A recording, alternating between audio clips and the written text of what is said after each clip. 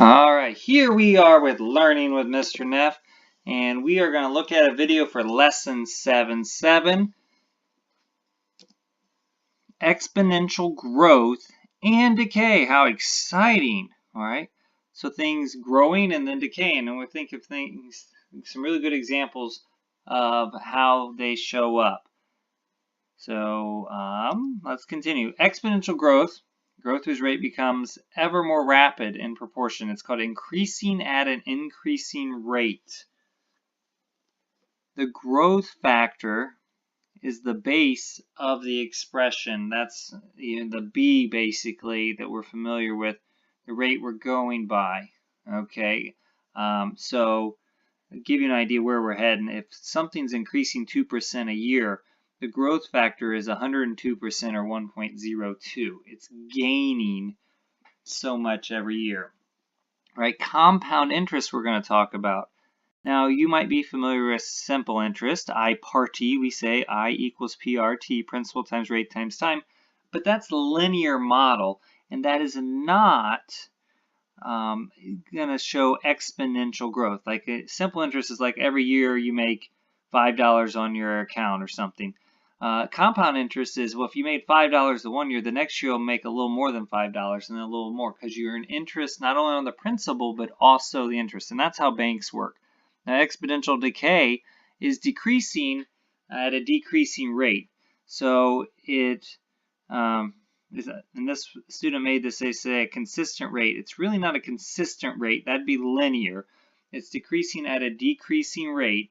And so it would decrease by like 2% every year. My prior video talked about garbage. So the garbage was being decreased by 2% every year. Now the decay factor would be what that would be. So like if it's 2% every year decrease, that's 98% or 0.98. Let's look at some examples here. All right, the first one, the value of a new car in 2015 was $40,000. $40,000. It depreciates 7% each year. How much will the car be worth in 2024? All right, that's one good life lesson here for you, help you out. If you buy a car, all right, generally in a few years or almost always, it's going to be less in value unless you're like a collector or something. You buy a house, it will increase in value, appreciate in value, and so you're earning money. So this person, after so long, they're losing money. So $40,000 is my A, my initial value. And then basically if it's 7% less every year, we say 100% minus 7%, that's 93%, and that's why you see the 0.93 right here. Okay, 0.93. So 0.93 to the 9th power times 40,000, we get $20,816. So if you had $40,000 in the bank and you left it there, in 9 years, you would have $40,000. You buy a car, and the value you have is now $20,816. Now, of course, you certainly use that vehicle, but understand then, if you buy a really older car in 9 years, you're not going to see a $20,000 drop in value over a 9-year period because it decreases at a decreasing rate. So a 2002 vehicle might be worth $3,000 one year, and then next year might be worth $2,900. You get the idea there. Okay, the second example. First year you put $250 in the bank charges 2% interest and increases the amount by 2 times the previous year's interest. Okay, what will your interest be in 8 years?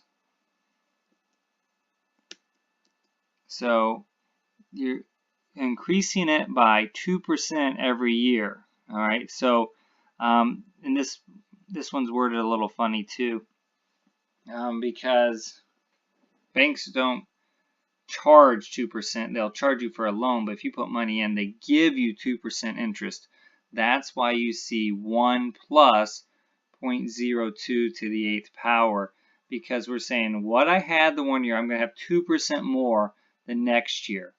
All right, so I'm basically multiplying by 1.02 for 8 years, hence the 8th power. So that's what that is. You invest $250 and then you get interest on that money. So after 8 years, all right, you have this value right here is that's the balance in the account, 292.91. But then the interest, because that's what it asks, is actually 42.91. So over 8 years, you earn $42.90 on the money that you put into the bank account. Now, if you go to a stock market and invest in those, it could go up and up and up. It generally will grow over time, but just recently, I can show a screenshot of it. This year, my accounts are down 25%. So you can have it grow, and generally over time, you will make money, but you'll have those dips when you do that. With a bank, they give you a consistent rate, like you see here, over time. So it's safer, but you don't earn near as much. All right, now we'll talk about rabbits. Okay, in 2005 there were 1,000 rabbits on an island, and rabbits know how to multiply. The population grows 8% every year. At this rate, how many rabbits will there be on the island by 2020? So 1,000 rabbits is A, right? And then 8%, so it's 100% plus 8% every year. So 1.08 over 15 years. Okay, so it's 2020 now. So we would have an idea in 2020 how many rabbits are on this island. Wow, 3,172 rabbits are on this island. Okay, so certainly it'll keep going higher and higher every year. All right, now you try.